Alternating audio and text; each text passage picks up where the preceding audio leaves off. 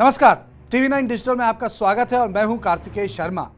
आज सियासत की बात में चर्चा करेंगे कि कैसे अफगानिस्तान में आईसिस अपने पांव पसार रहा है, क्यों अफगानिस्तान आर्मी के लड़ाके और पुराने खुफिया विभाग के अधिकारी आईसिस का हिस्सा बन रहे हैं और इसका असर अफगानिस्तान और पूरी दुनिया पर क्या होगा।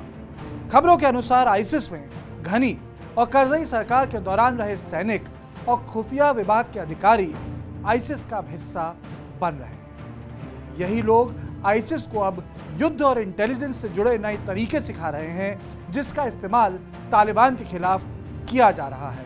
इसका मतलब है तालिबान को आईसिस को हराने में अब काफी मशक्कत करनी पड़ेगी। आपको यह जानकर ताज्जुब होगा कि अमेरिका के साथ की गई डील में तालिबान से आईसिस को खत्म करने को कहा गया था।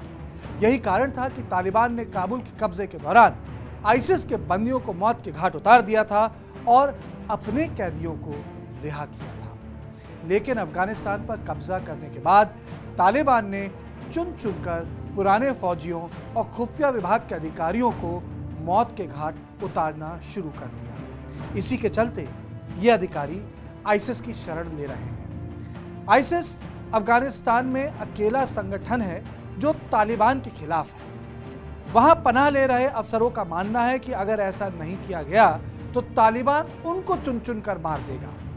वैसे तालिबान ने औपचारिक रूप से कह रखा है कि वो पुराने अफसरों को एमनेस्टी दे चुके हैं, लेकिन तालिबान लड़ाकों ने इस बात की मान्यता नहीं रखी। इसके अलावा आईसिस के पास इन अफसरों के लिए पैसा भी है। इन तमाम अफसरों को पिछले कई महीनों से तनख्वाह नहीं मिली है और आईसिस इनकी वफादारी पैसे से खरीद रहा है। लेकिन सबसे बड़ी बात यह है कि जो आज अफगानिस्तान में हो रहा है वो इराक में हो चुका है। सद्दाम हुसैन को कैद में लेने के बाद वहां की बाथ पार्टी को खत्म कर दिया गया था। बाथ पार्टी इराक सरकार की फौज के अधिकारी और सैनिकों से बनी हुई थी। सभी सुन्नी थे और इराक की नई सरकार शिया बहुली हो गई थी।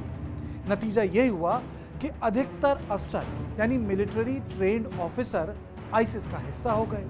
उन्होंने आईसिस को आधुनिक युद्ध करना सिखा दिया और नतीजा यह हुआ कि आईसिस ने इराक और सीरिया के बड़े हिस्से पर कब्जा कर लिया। मोसुल जैसे बड़े शहर यानी दिल्ली बराबर शहर महीनों में गिर गए और फिर आईसिस को खत्म करने में अमेरिका को 1 दशक से ज्यादा लग गया। जानकारों का कहना है आईसिस अगले 6 महीने में पश्चिमी देशों पर हमला करने लायक हो जाएगा। दूसरा बड़ा सिरदर्द यह है कि आईसिस शिया समुदाय को गैर इस्लामी मानता है, यानी अफगानिस्तान में अब हिंसा और बढ़ सकती है। यही कारण है कि शिया मस्जिदों पर हमले बढ़ गए हैं। आईसिस अफगानिस्तान में अब तक 500 से ज्यादा लोगों को मार चुका है, जिसमें तालिबान के लड़ाके भी शामिल हैं। इसके अलावा आईसिस कुंदूज और काबुल पर हमला कर चुका है।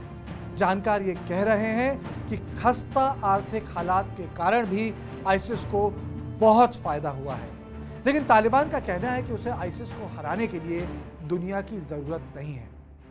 लेकिन सच तो यह है कि अगर आईसिस थोड़ा भी मजबूत होता है तो अफगानिस्तान में इराक की तरह गृह युद्ध हो जाएगा, जिसका असर देश और दुनिया पर होगा। तो सियासत की बात में बस इतना ही। देश और दुनिया की बाकी खबरों के लिए आप देखते रहें टीवी 9 डिजिटल।